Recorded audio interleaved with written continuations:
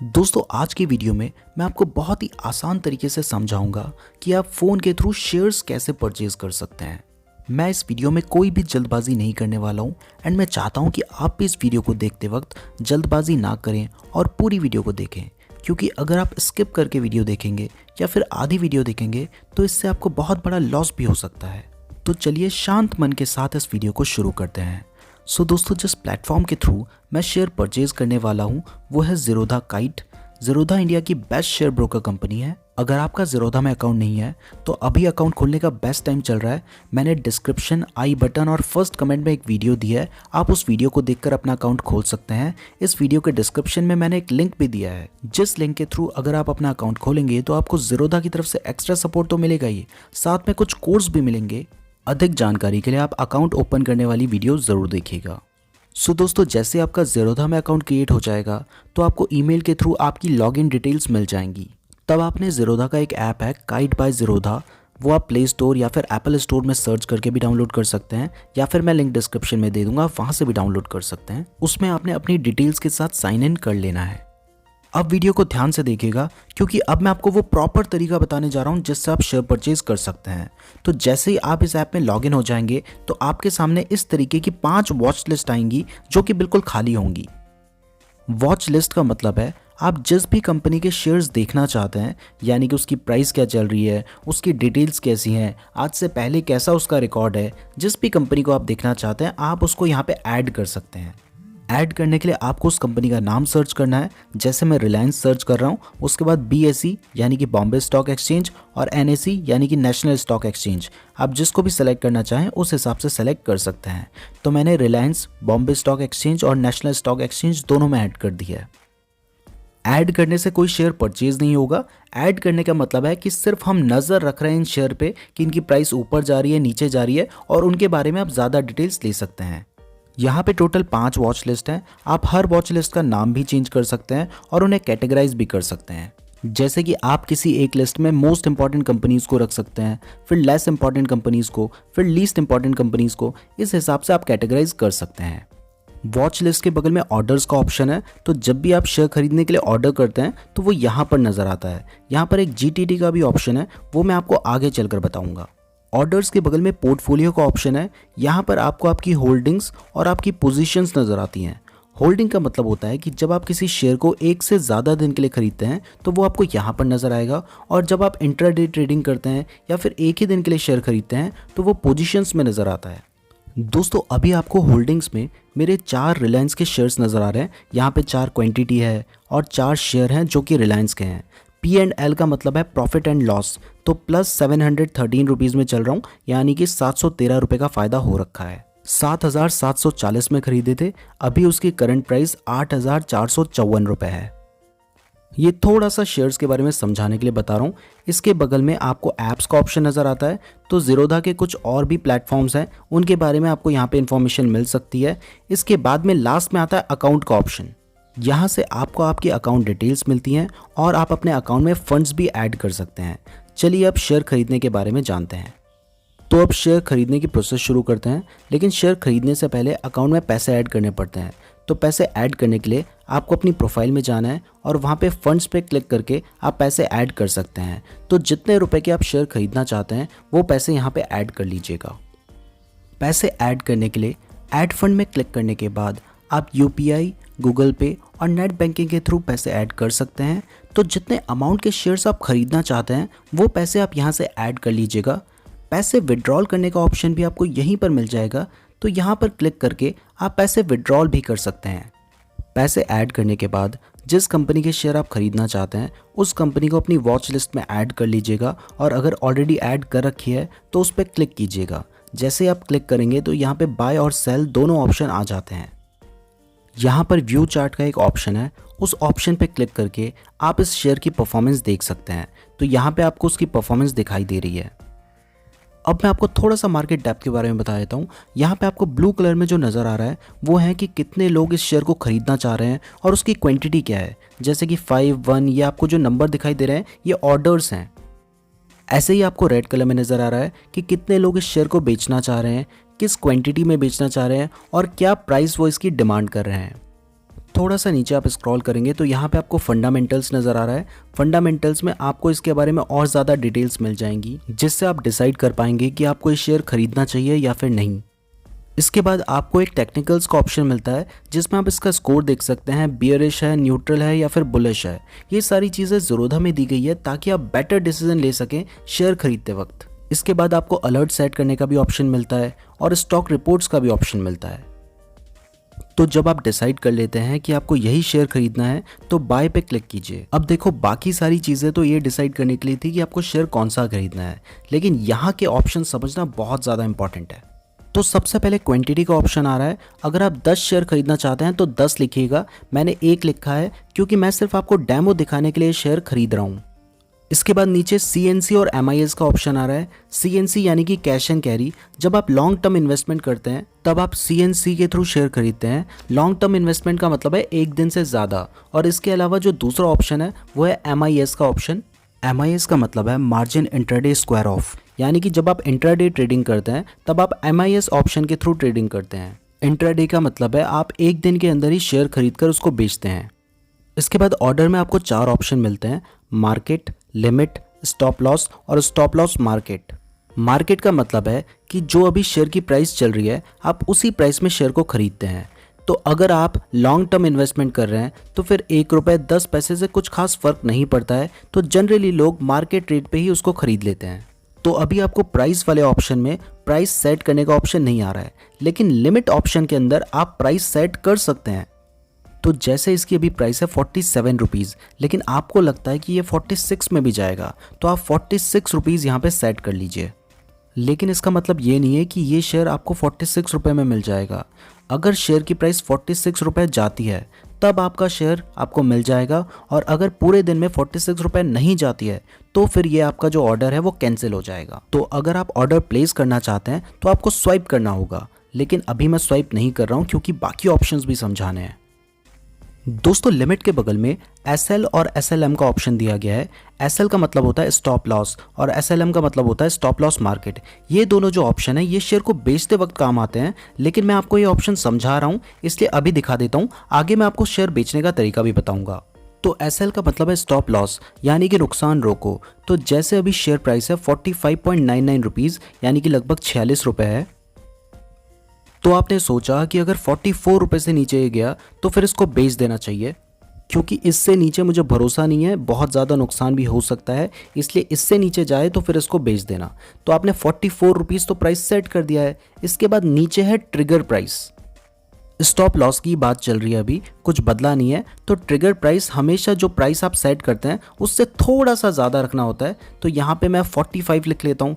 तो इसका मतलब है कि जैसे ही 45 रुपीज़ प्राइस आएगा तब मेरा जो शेयर है वो मार्केट में चला जाएगा, और जैसे ही प्राइस 44 होगा तो वो बिक जाएगा। तो बिकेगा वो उसी प्राइस में जो आपने सेट किया है, यानी कि 44। और ट्रिगर प्राइस थोड़ा सा बढ़ाकर इसलिए रखते हैं ताकि उस टाइम वो मार्केट में चला जाए, और जैसे ही वो अमाउंट जो आपने सेट किया है यानी कि 44 रुपीज़, उस टाइम पे वो बिक जाए। तो जब आप स्टॉप लॉस का फीचर यूज़ करते हैं तब आप जो प्राइस आप सेट करते हैं कि इससे नीचे नुकसान मैं नहीं झेल सकता, उससे थोड़ा सा बढ़ा के ट्रिगर प्राइस सेट कर देते हैं। तो इस तरीके से आप अपना बहुत ज़्यादा नुकसान होने से रोक सकते हैं। इसके बाद ऑप्शन आता है SLM का। SLM यानी कि stop loss market. Stop loss market में आपको प्राइस सेट नहीं करनी होती है, आपको बस ट्रिगर सेट करना होता है। तो अगर आपको नुकसान होता है और जो अमाउंट है शेयर का वो ट्रिगर प्राइस के बराबर आ जाता है, तो उस वक्त पे जो भी मार्केट रेट होगा आपका शेयर उसी रेट पे बिक जाएगा।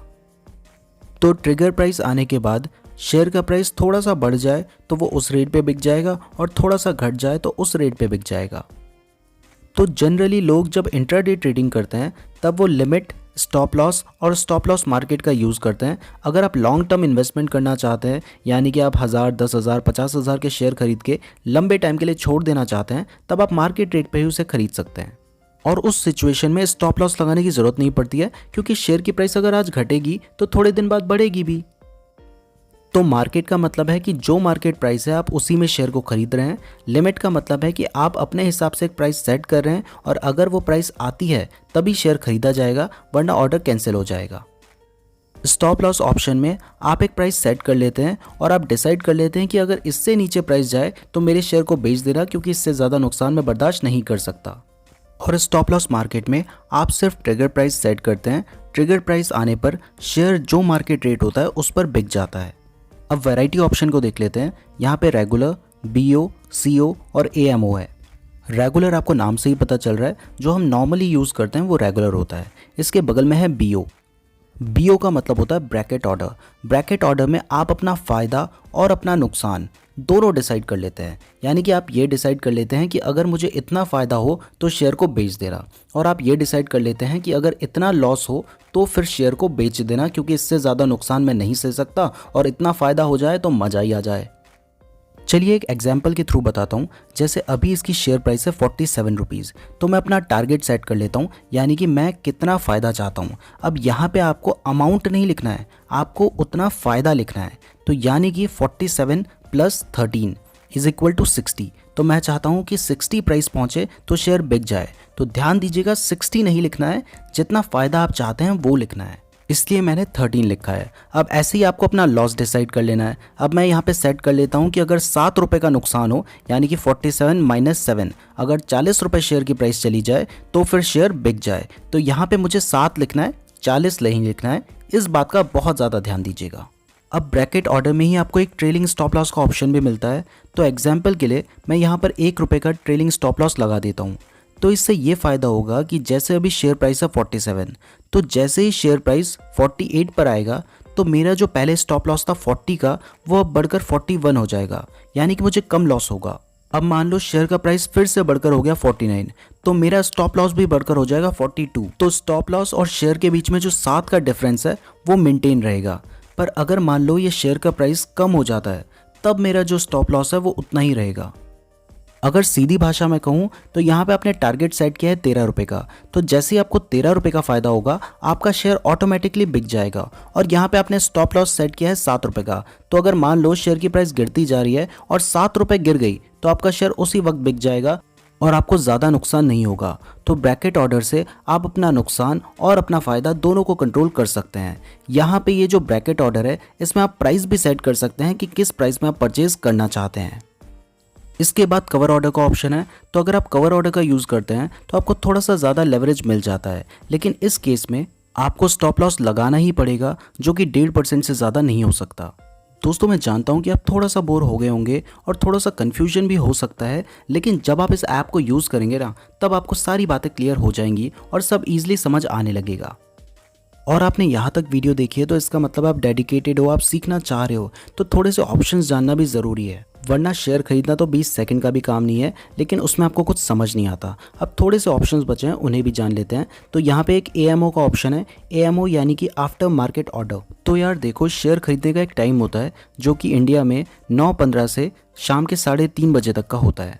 तो अगर मान लो आप इस टाइम पे शेयर खरीदना भूल गए, या फिर आप शाम को शेयर खरीदने की सोच रहे हो, तो आप उस टाइम पे भी शेयर खरीद सकते हैं, लेकिन जो शेयर होगा वो अगले दिन सुबह जब मार्केट खुलेगा उस वक्त आपको मिलेगा। अब वैलिडिटी में आपको 2 ऑप्शन मिलते हैं, डे और IOC। IOC का मतलब होता है इमीडिएट और कैंसिल। तो अगर आप IOC के थ्रू ऑर्डर करते हैं तो अगर उस टाइम पे अवेलेबल होगा शेयर तो आपको मिल जाएगा, अदरवाइज आपका ऑर्डर कैंसिल हो जाएगा।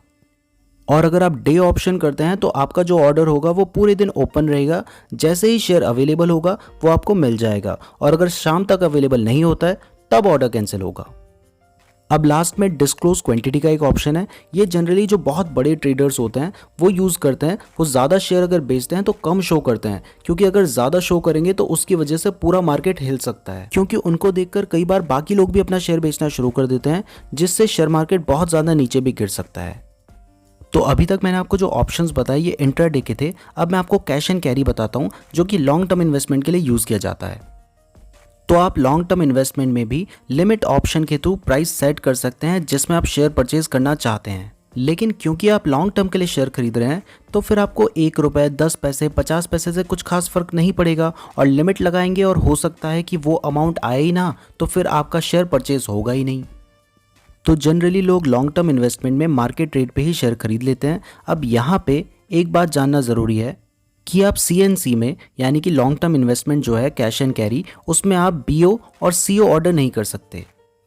अगर आप BOCO में क्लिक करेंगे तो ऑटोमेटिकली वो इंट्राडे बन जाएगा। तो आप रेगुलर और आफ्टर मार्केट ऑर्डर यानी कि AMO प्लेस कर सकते हैं कैश एंड कैरी में।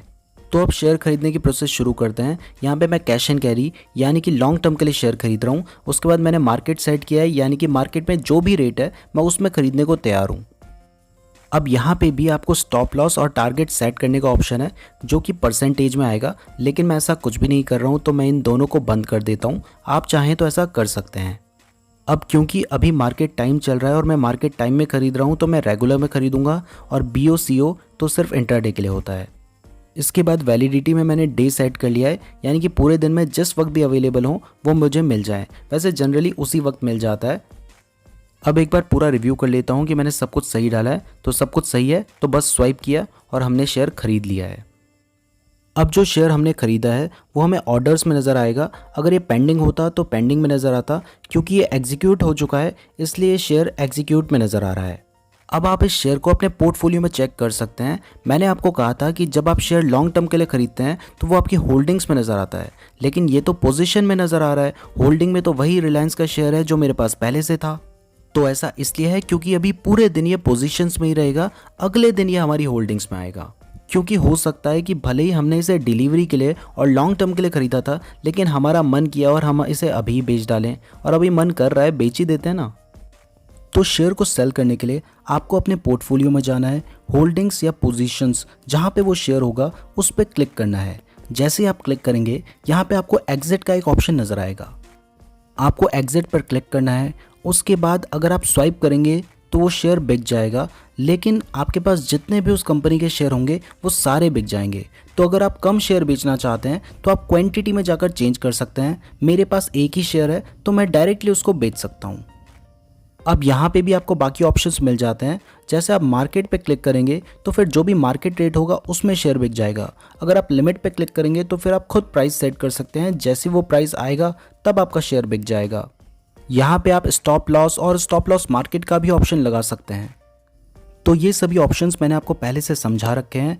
अब डायरेक्टली इस शेयर को बेच देते हैं। तो मैं सब कुछ एक बार चेक कर लेता हूँ। तो सब कुछ सही लग रहा है। अब यहाँ से स्वाइप जैसे ही आप करेंगे तो ये शेयर सेल हो जाएगा। तो अब आपको दिखाई दे रहा है मेरी पोजीशंस में जो शेयर था वो फेड हो गया है, यानी कि वो बिक चुका है। अब फाइनली एक GTT का फीचर है। ये फीचर भी आपके बहुत काम आएगा, तो वो भी देख लीजिए। GTT के लिए आप जिस शेयर में GTT क्रिएट करना चाहते हैं वहाँ पे जाना है और वहाँ पे क्रिएट GTT के ऑप्शन पे क्लिक कर देना है। जैसे ही आप क्लिक करेंगे तो यहाँ पे आपके सामने कुछ ऑप्शन खुलकर आ जाएंगे। तो GTT ऑप्शन के थ्रू ये होता है कि आपका जो ऑर्डर होता है वो 1 साल के लिए एक्टिव रहता है। जनरली जब आप ऑर्डर करते हैं तो वो पूरे दिन एक्टिव रहता है, लेकिन अगर 3:30 बजे तक एग्जीक्यूट ना हो सके, मतलब उस प्राइस में आपको शेयर ना मिले, तो फिर वो कैंसिल हो जाता है। लेकिन GTT के थ्रू वो 1 साल तक एक्टिव रहेगा। तो जैसे रिलायंस की शेयर प्राइस चल रही है अभी 2100, लेकिन अगर आप उसे 2000 में खरीदना चाहते हो तो आप 2000 रुपये यहाँ पे रेट सेट करके GTT लगा सकते हैं। जो प्राइस आप सेट करते हैं उससे थोड़ा सा बढ़ाकर आपको ट्रिगर प्राइस भी लगाना होगा, क्योंकि अभी ये मार्केट में नहीं जाएगा। जब आप ट्रिगर प्राइस जो लगाएंगे, जब वो ट्रिगर प्राइस आ जाएगा तब ये मार्केट में जाएगा। तो आप थोड़ा सा बढ़ाकर लगा दीजिए। थोड़ा सा और बढ़ा देता हूँ। तो पूरे साल में जब भी कभी 2005 का रेट आएगा तो मेरा ऑर्डर मार्केट में चला जाएगा, और जैसे ही 2000 का रेट आएगा मेरा जो शेयर है वो परचेज हो जाएगा। ऐसे ही शेयर को सेल करने के लिए भी आप GTT क्रिएट कर सकते हैं। आप पूरे साल में एक प्राइस सेट कर सकते हैं। मान लीजिए आपने 2000 में शेयर खरीदा था तो आप यहाँ पे 2500 डाल दीजिए कि पूरे साल में जब भी 2500 का रेट आएगा तो मेरा शेयर बिक जाएगा। अब यहाँ पे ट्रिगर प्राइस थोड़ी सी कम डालनी होगी, तो यहाँ पे हम डाल लेते हैं 2490 रुपये। तो जैसे ही 2490 रुपये का रेट आएगा तो मेरा जो शेयर है वो मार्केट में चला जाएगा, और 2500 का रेट आएगा तो शेयर बिक जाएगा। तो अब आप ज़ीरोधा के थ्रू शेयर खरीदने के सभी तरीकों को अच्छे से जान चुके हैं। अगर आपका ज़ीरोधा में अकाउंट नहीं है तो लिंक डिस्क्रिप्शन में दिया गया है, उस वीडियो को देखकर आप अपना अकाउंट खोल सकते हैं। और अगर आपका अकाउंट है तो फिर आप इस तरीके से शेयर खरीद सकते हैं। अगर आपने यहाँ तक वीडियो को देखा है तो आप मेरे लिए बहुत ज़्यादा स्पेशल है। कमेंट करके ज़रूर बताइएगा। मैंने बहुत ज़्यादा मेहनत से इस वीडियो को बनाया है, तो वीडियो को लाइक ज़रूर कर दीजिएगा। और अगर आप शेयर मार्केट से रिलेटेड वीडियोस देखना चाहते हैं तो हमारे चैनल को ज़रूर सब्सक्राइब कर लीजिएगा, क्योंकि आगे मैं बहुत ज़्यादा अमेजिंग वीडियोस लाने वाला हूँ। वीडियो को देखने के लिए धन्यवाद।